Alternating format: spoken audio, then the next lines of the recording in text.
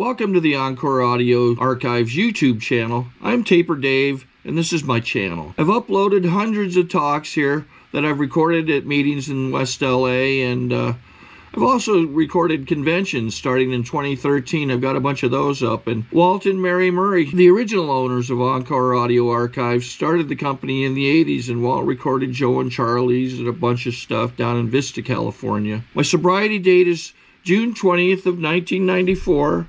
I hope you find something you like, so please like and subscribe to my channel and comment down below. If you want to hear something that I don't have or that you don't see, I'll see that I get it. Anyways, take care and have a great day if you want to. Now it is time to introduce our main speaker tonight, Honey.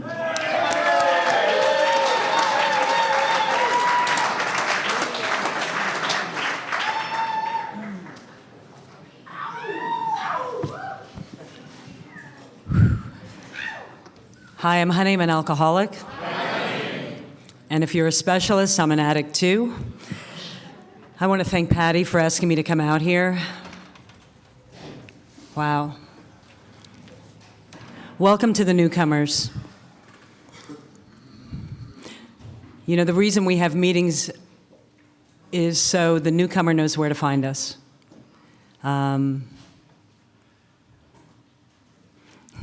My wife, Nikki, said to me before, she goes, "Are you nervous?" I'm like, "No," because I was driving like 80 miles an hour to get here. And then, of course, after Petra spoke, I turned to her and I was like, yeah, okay, I'm nervous. But I love Alcoholics Anonymous. I love Alcoholics Anonymous. Anyone who knows me knows that I'm like a service geek. And I didn't start doing service because,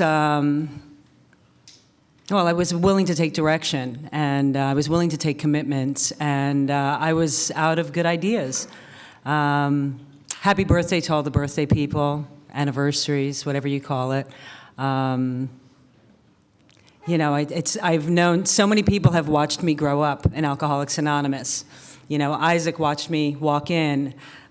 Jeff saw me come in, you know, and I was about 5 months clean.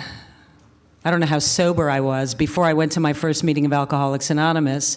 And so I really was the person who thought that my self-will was going to work.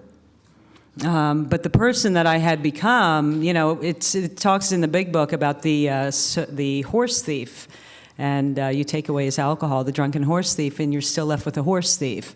And so the hopeless, angry, godless, fearful woman that I had become was really masked by my drug and alcohol use.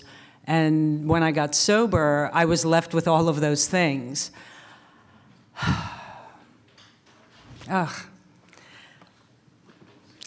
This is the book that was given to me by my Eskimo. I mean, this is a book, it's fallen apart, it's the 3rd edition, and the person who gave it to me wrote in the front, and I just want to share this, you know, it says, "Now, ... I really didn't understand any of this, and it said, "Honey, all you need to know is you are the gift."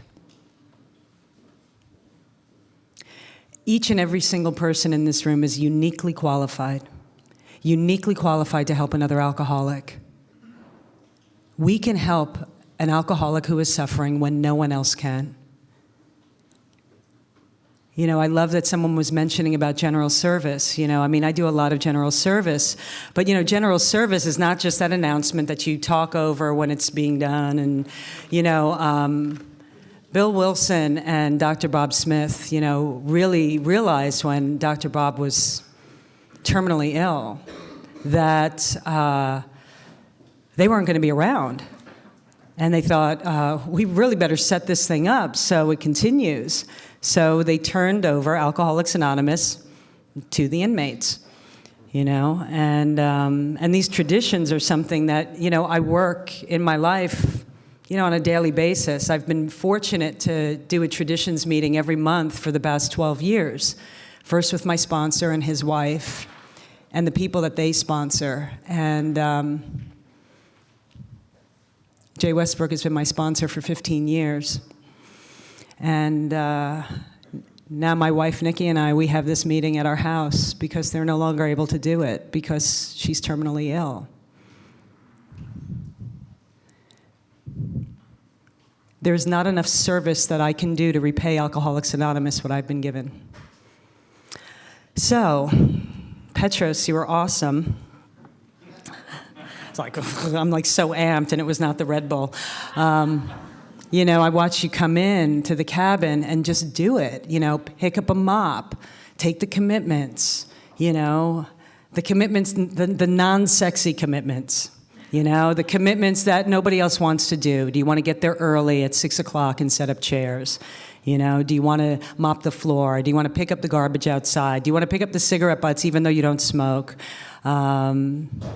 Greet. So I'm just going to go back a little bit. I mean, I'm born and raised in New York.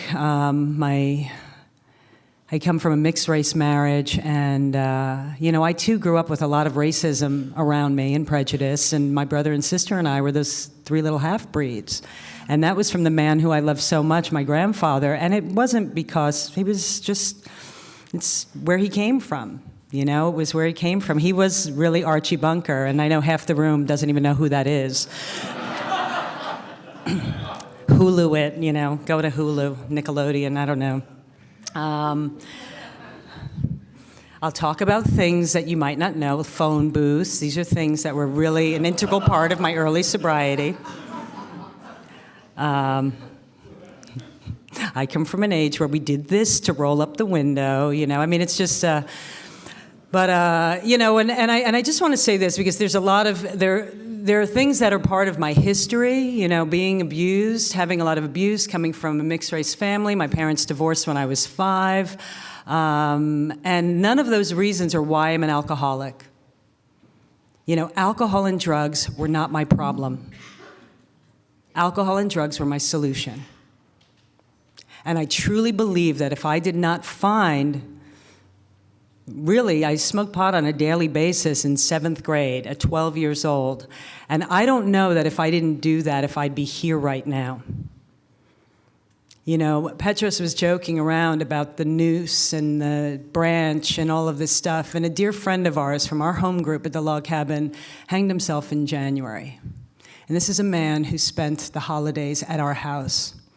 You know, Nikki and I open up our home and we, you know, I cook like a fiend, and thank God she washes everything. And this man, poor sweet Lowell, you know, he felt it. He felt the love. I could see it, that there was a part of him that sometimes felt like he was a part of all of us. And what I've built in Alcoholics Anonymous, and if you haven't yet, stick around. I built a community, a family.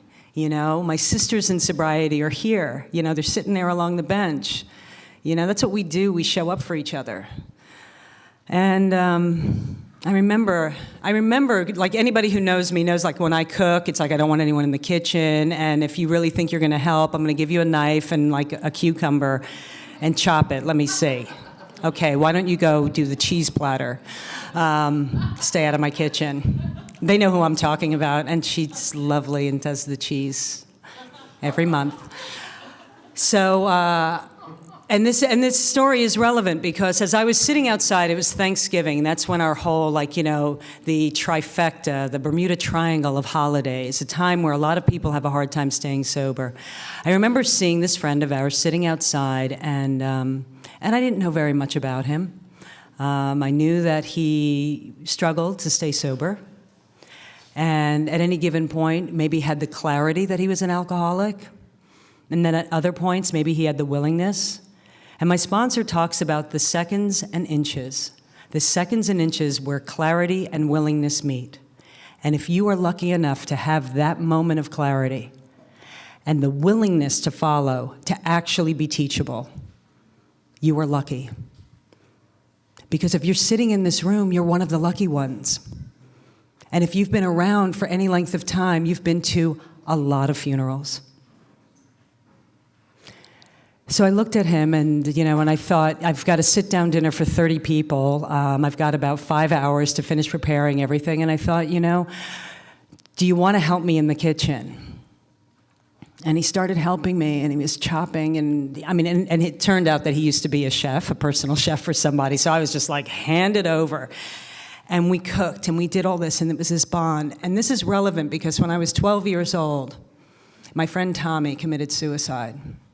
His mother died of cancer. We moved away. We moved away for 1 year to Delaware from New York, which was like, Siberia. And I found out in a letter from his stepmother. I mean, we had phones back then in 1977.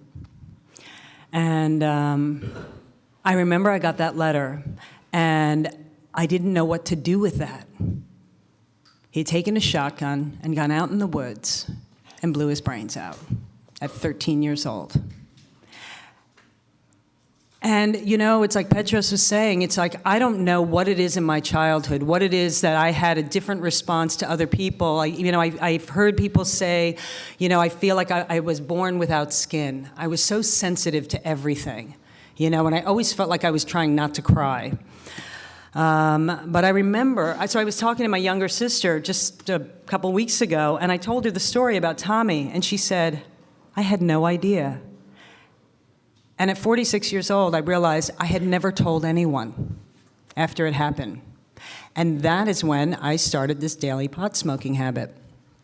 And the first time I tasted alcohol, I was 6. I come from a line of black belt alcoholics on my mother's side, Polish, Ukrainian, off the boat, and, and they drank for everything. Everything was an occasion, any holiday was an occasion. And the family would get together, and the way that our family gatherings would often end was like, kids, get in the car. So we ate as fast as we could because we would leave in the middle of a meal, or the police would be called, because fights would break out. And I had a lot of shame around that. And I want to say, shame is a part of my story. I know that shame had a lot to do with when, in 1989, when after my daughter was born, my mother's friends came to me as the head of the family, and I'm not the oldest. And they came to me to do an intervention on my mother. And this is before there was a TV show about it. This is before anybody was writing about it. This is before paparazzi were, violating people's anonymity. So I never heard of Alcoholics Anonymous. I certainly hadn't really heard of rehab. And I was in the fashion industry, and and I knew a lot of drug addicts and alcoholics, but, we just wore that with pride. So just going back to Dear Sweet Lowell, we got a call in January, and he had gone out after the holidays. And my sponsor said to me, if you could find any solace, any peace in knowing that maybe, just maybe, for a moment, he felt a part of. So if you're sitting here and you don't feel like you're a part of, all I know is that I have a disease that is rooted in my brain. And every single day, I wake up with the disease of alcoholism. And some mornings, it's worse than others. And some mornings, it tells me, you don't have to go to that meeting. You know what, let somebody else go. They don't really care about you.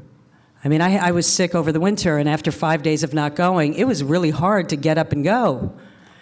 But luckily, I had commitments, and those commitments would get me out of bed to go because I would think, you really don't have a really good excuse.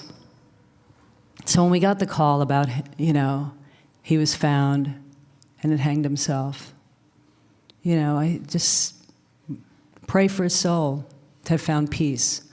I was lucky enough to find peace here in the rooms of Alcoholics Anonymous.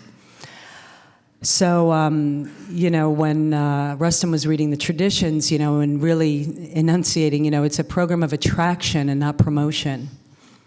I may be the only big book somebody sees. So, unless, and we make mistakes, we're human, so I don't want to be a big book thumper. My mother got sober, and thank God, my mother was, my daughter was 2 weeks old when they came to me, and about in June 23rd of 1989, we did this intervention. And I'll tell you something, I was pissed. I mean, I was 23 years old. I had this baby. I had this husband. I had this business. I had all this stuff. And it was like, really? This is going to be about you? And I drank at her.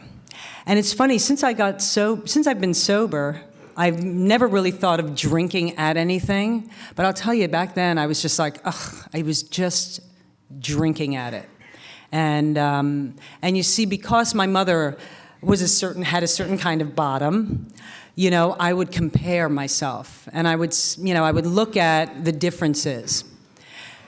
And I have a magic magnifying mind. You know, in my mind, it's like whatever I focus on is going to increase. It's like throwing Miracle Grow on it, you know. So if I look at, you know, a bunch of like, you know, I'm going to find what I look for. I'm going to really try not to swear. I guess I swear like a truck driver, Petros, I swear. But I'm just so moved. I'm so moved to be here.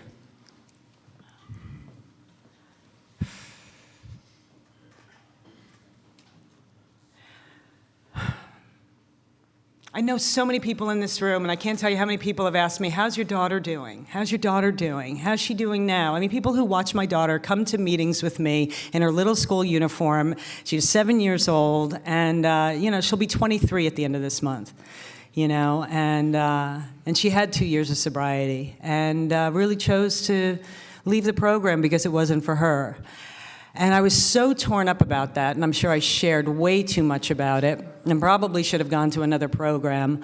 But, you know, that's what I was taught, and I'm really grateful that I'm the person who will stick their hand up and share that thing until it's just dead and rotten.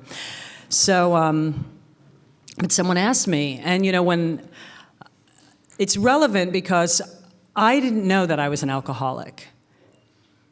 On January 12th, 1997, I was drinking this Heineken, and I had just been on a run that started just before Christmas and was still going. And I was with her and my girlfriend at the time, and I'm trying to convince her that we need to get into the hot tub with my friend Steve. And we did that when we were in Europe. I had just come back from Europe and had been on this run, this crazy run. And man, she was just a black belt Al-Anon. And I am so grateful to her. Because before my daughter was born, I remember going to my husband when I had this is about a half a gram, maybe a gram a day, coke habit, just for a short period. But I remember it was the first time that I had that moment, the seconds and inches where willingness and clarity met. And I said to him, you know, because he was in Manhattan and I was out where I grew up in Southampton at my mother's, and, you know, I would only see him on the weekend, so I'd party all week long, and I really lived this double life. And when this one day I finally, you know, I said to him, I think I have a problem. And he said to me, well, then you better take care of it. So I told him I wanted a divorce, and but we didn't, you know, I didn't divorce him. I ended up going and staying with friends, and you know, and somebody said to me, and it's kind of like something that we say in this program, you know, until you've done absolutely everything in your power to make this marriage work, you don't get to walk away from it. And I'm just so grateful I had that person because, you know, my mother wasn't sober yet, and I mean, I was literally partying with her. So on January 12th, that night, you know, after this very long run, and she was walking out the door, I said, please don't go, I think I have a problem. And the moment that I said those words, I wanted to take them back. The moment I said it, I was like, okay, this is a new relationship, so if this relationship lasts, 6 months, a year, that's 6 months, a year, possibly 2 years that I'm not gonna be able to drink or use, can I do that? And I'll also say, you know, my daughter was, in 97, I mean, she was 7 years old, almost 8. And I had been that mother that, you know, when I left my ex-husband, and that's why shame is a part of my story, you know, I realized after my mother went into rehab and after all that I was actually gay.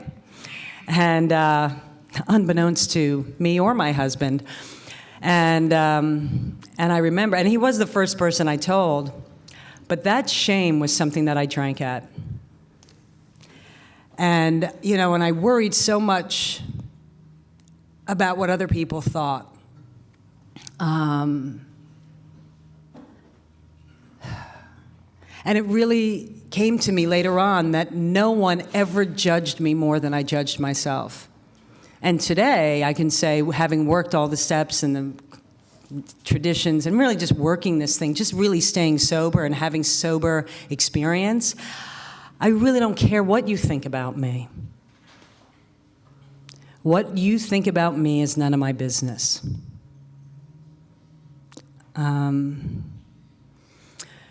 So the shame thing, which is also right after my mother got sober, after my mother went into rehab and I had this little baby and then I'm coming out and then I'm drinking like a fish. So it was just like, it was pretty accelerated. So when my ex-husband served me with some papers saying that he wanted to take our daughter away because I was an unfit mother, I got into a cab, snowing in New York City. I was wearing a shirt, a sweater. I walked out. I went all the way up to Midtown or wherever he was. I went up to and walked through past the receptionist, and I said to him, you look at me in the eye and you tell me that I'm an unfit mother, but don't you dare send somebody to do your dirty work. Cut to almost 8 years later. I really think that you should have her 5 days and I should have her 2 days. And I know that there are some parents in this room. And you know, there are things that I did that I'm not proud of. And my daughter is very, very forgiving. So I really get to make living amends. And one of the things, you know, is that that's really the longer you stay sober, it's like, and you continue to do the steps, you never finish. You just keep going. I now see how my behavior back then affected her in ways that would not even come to light until she was in her first relationship, until she was faced with certain disappointments. And what I was role modeling to her was all of this rage and entitlement and selfish self-centeredness and the like. So I didn't know I was an alcoholic. And the first 2 years of my sobriety, I really doubted because I sat in a lot of rooms and, you know, we have a lot of meetings in, you know, Los Angeles.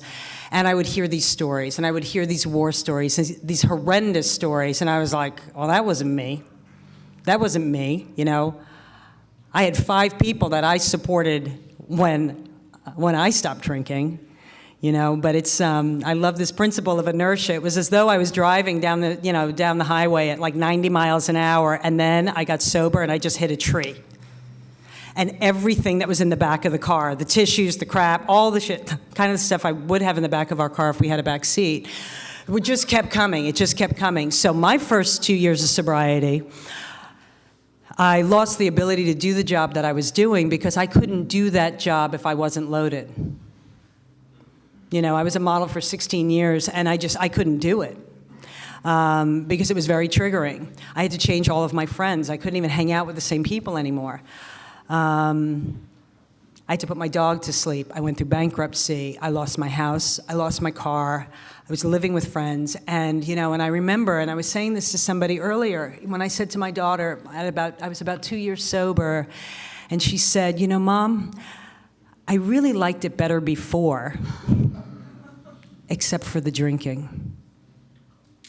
And to have a 9-year-old say to me that she was that aware of the drinking, I mean, it wasn't about the traveling and the shopping and all of the things that we got to do. And that gave me pause because I was thinking right about then, you know, I was so much more successful when I was drinking and using, because my disease manifested itself in not enough. So I couldn't have enough success, material wealth, material success. So, and I couldn't feel it either.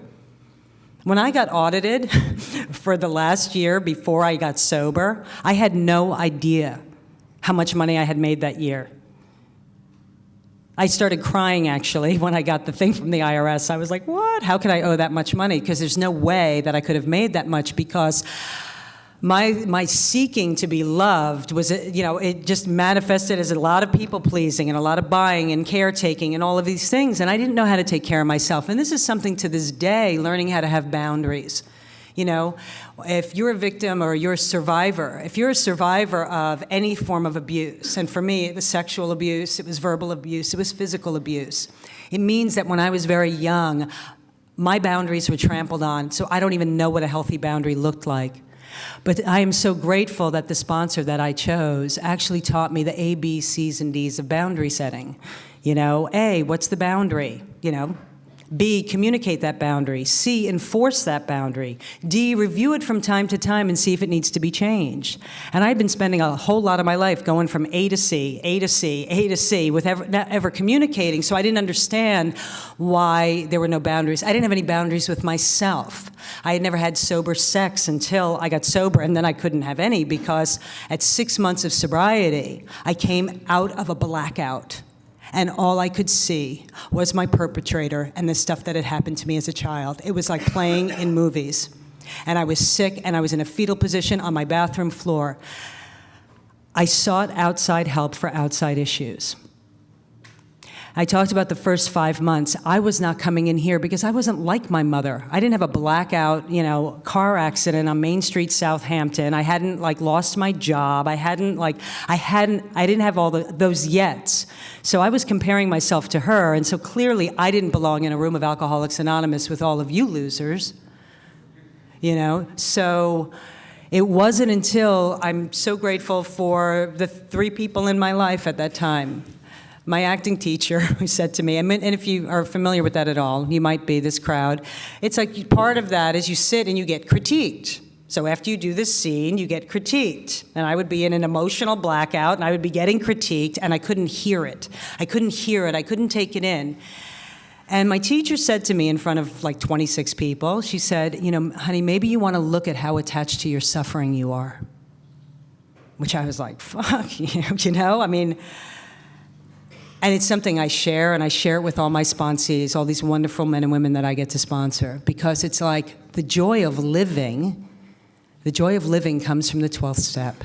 It comes from having done all 12 steps. It comes from having had a spiritual awakening as the result of these steps. If those 5 months were joyous, I probably would have never made it to the rooms of Alcoholics Anonymous. And then I had a therapist for my outside issues. And she suggested that I might want to try a meeting. And I remember I went to Al-Anon, which I sat there at this meeting at St. Vincent's in New York, and I thought, oh my God, these people are such whiners. And I didn't understand why I was getting so defensive. I was feeling so defensive about what people were sharing about, which I later found out it was because that they were talking about me. And adult children of alcoholics. I went to there because, of course, I wanted to find a way to blame my mother. And what Alcoholics Anonymous has given me is the freedom from needing to know. I don't need to know why I'm an alcoholic. I truly believe that my being an alcoholic is my greatest gift. It is my greatest gift because I was seeking for so long what my sense of purpose was. And I learned that it wasn't about my bank account, it wasn't about the outside stuff, it wasn't about the cover of a magazine, some TV show, or any other crap like that. I mean, my primary purpose is to stay sober and help another alcoholic achieve sobriety. It is not to be anyone's wife or mother or business partner. All of that comes right after, and sometimes it's just right there below it. But so the gift was, I went to a meeting, and I remember going to a 6 o'clock meeting at the West Hollywood Recovery Center when it was above Buzz Coffee. And, you know, I was younger, and the shame. I had so much shame for having crossed every line I swore I would never cross. I wasn't going to cheat like my father. I wasn't going to sleep with married people or people in relationships like my mother. I mean, God, I had so much judgment. And I always ask myself, would you share this if your mother was sitting here? So I always try to reel it in. And I would go to the 6 o'clock meeting. Well, actually, just to backtrack. So after the third person was my friend who gave me this book, who was 19 years sober, who's not sober anymore. And she's my Eskimo, and she took me to my first meeting. And I remember calling her because of the suggestion of these other 2 people, and I called her and I said, you know, I think I want to go to a meeting. And I had called what I now know was central office. You know, I just 411'd it. I called central office, and they gave me the address of a meeting. And so I picked up my friend, and we're driving east on Melrose, and as we're cruising from West Side, we're going east, and I'm looking at the numbers and looking at the numbers, and we pull into Paramount Studios. And then you gotta know, like, you know, the ego that I had and all the things. I believe it was a God shot that we pulled onto the lot, you know, and we go into the commissary there, and, you know, and there's bagels and donuts and china and everything. And I'm thinking, okay, well, maybe this Alcoholics Anonymous thing isn't such a bad thing after all, you know? And I remember Jim Miller was there. And Jim married Nikki and I. Jim was at my first meeting, and I don't really recall anybody else who was there, but I remember they were doing chips, and it was like, is there anyone who's at a meeting for the first time? And I was like, me. You know, then it's like, anyone with 30 days? Me. Because, of course, I came in with 5 months. 60 days? That's me, too. You know, and everybody's just, like, clapping along, and 90 days, you know, and so now I've got my 4 chips, you know, and they're like, just keep coming back, honey. And I'm like, I felt a part of.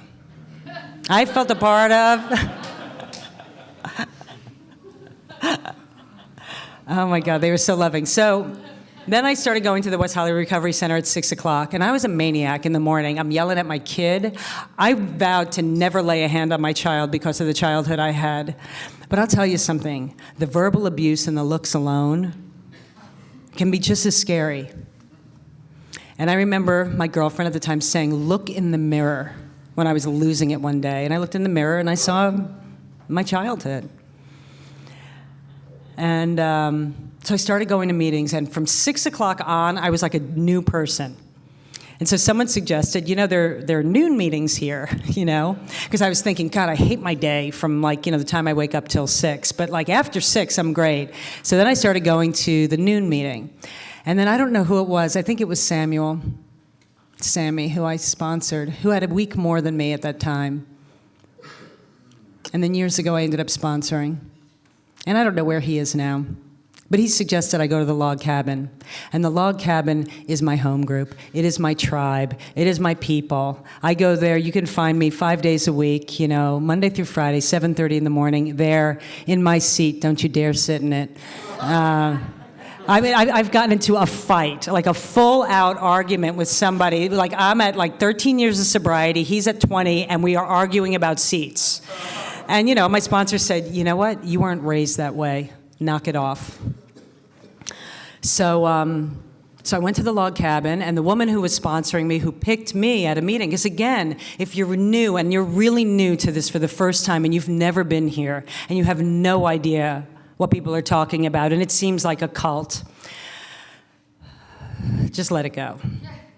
But a sponsor is nothing more than somebody who's done this, who's got any amount of time more than you, and as long as they stay ahead in the steps, you know, they could be your sponsor. Obviously, some people, if you have a sponsor, your sponsor's going to tell you when you're ready to sponsor other people.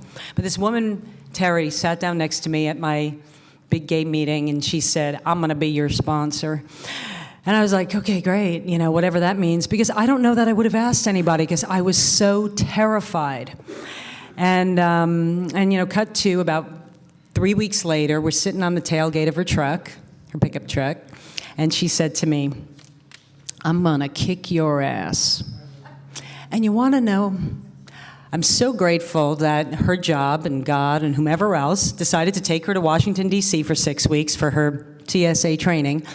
And then I went to the log cabin. And Richard H., saw that terror on my face, and he started saving a seat for me. And he saved that seat for me right there by the kitchen, and I sat there every single morning, and he suggested, go ahead, pick up a mop. Go ahead this. And then one day, Jay was speaking, and he said, there's your new sponsor. And I was like, what? Because you hear a lot of things. And, you know, I'm just sharing my experience, hopefully my experience, strength, and hope. If it doesn't come out of this literature, if it doesn't come out of here, one of those pamphlets, some sort of AA-approved literature, People say a lot of things, and you can go to a lot of meetings. But if you don't read this book, you are at the mercy of whatever the last speaker said. And there are people with double-digit sobriety unmarred by 15 minutes of recovery. And I'm saying that with double-digit sobriety because I've had periods where I'm unmarred by my recovery. But, so it's really not about time. I see more people involved in general service who have under 5 years of sobriety, and it blows me away. Because I want to make sure that this is here for the next person. So I went up to Jay because I heard, men stick with the men, women with the women. There's a reason for that, clearly. But I asked him if he would be my sponsor, and he asked me to write 2 things. What are you looking for in a sponsor, and what are you willing to do to stay sober? And then I did those things and called him, and he said, okay, drive out to my house in Van Nuys. I was like, where's Van Nuys? And I drove out there, and I sat in his screened-in porch. It was just brand new built, and I sat there with him, and I read this, and it started a journey, and that was 15 years ago this coming summer. And I've left Jay. I've made a decision to leave this sponsor 6 times in my sobriety. Because you see, I like to cut and run. Things get a little real, Maybe I have some intimacy issues. But the trust is that, I remember the one time when I was going to leave Jay as my sponsor because he wasn't there for me when I really needed him at this point in my life. And I said, before I leave you as my sponsor, can you please tell me why you didn't show up for me? And it happened to be because my perpetrator was the person who was in a prison, and I was showing up, and while I was in this foreign country, he couldn't forgive him. And I said, isn't that funny? Because it happened to me, and because of what you've taught me and working these steps, I was able to forgive. You taught me to make the healing choice to forgive. When I have a resentment, it doesn't hurt you, it hurts me.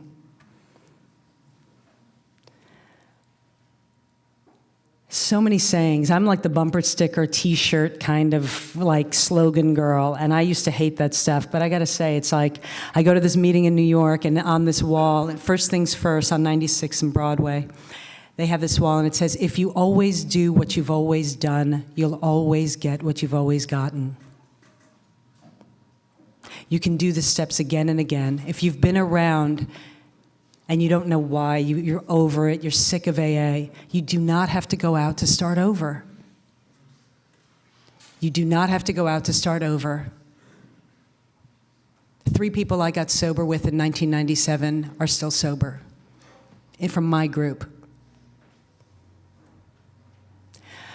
I found out that I was an alcoholic. I did not think I was an alcoholic, but it was through working all 12 steps that I then discovered that I was an alcoholic, and I really came to believe.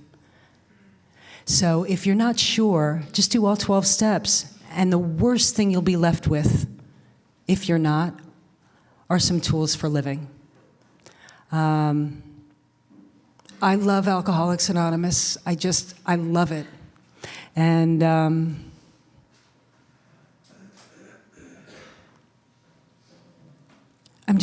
so grateful, and I'm so moved, and I know that this was just so much more important for me than probably for any of you. And again, Patty, thank you so much for having me out, and God bless you all. Thanks.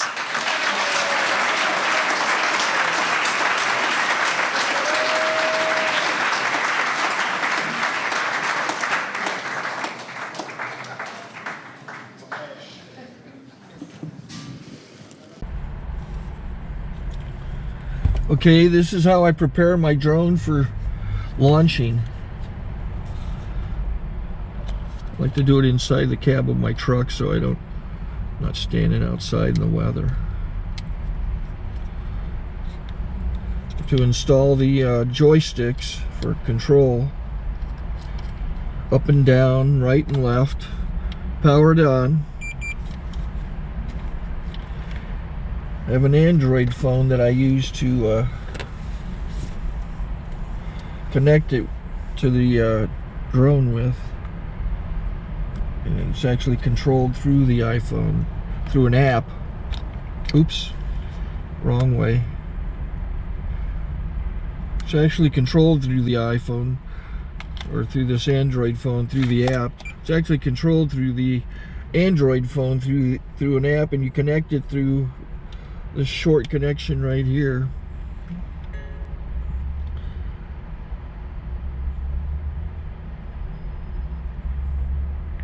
Remote control connected. Remote control is connected. So I pull out the drone. I have to extend the legs. Long legs extended first, then the short legs. Remove the gimbal protector. Set that aside, then power it on one short burst, then one long burst. I lay it down. So I have to go to calibrate. So the drone's not connected yet. It shows you here as this drone gets disconnected, even though the remote's powered on. So the drone has to establish it's connected. So I go into the app to calibration mode. First I'll calibrate the remote controller. Start calibration. Out, in, out, in, up, down, and then this little wheel is to control the gimbal. So it's calibrated. Go to gimbal calibration, start calibration, and then it calibrates the gimbal. I don't know if that shows up. The gimbal's moving all over the place. Changes, you can see it on the video. And I'm calibrated to take off. It's acquired 7 satellites at the moment. There are 26 satellites up in the sky, which it has to acquire before you can take off. So it's connected. It's got enough satellites. This is white. I can go to press this little arrow button, swipe right to take off, and it would start the motors if I slid this to the right, but I'll wait till I get outside. Don't want to do it inside.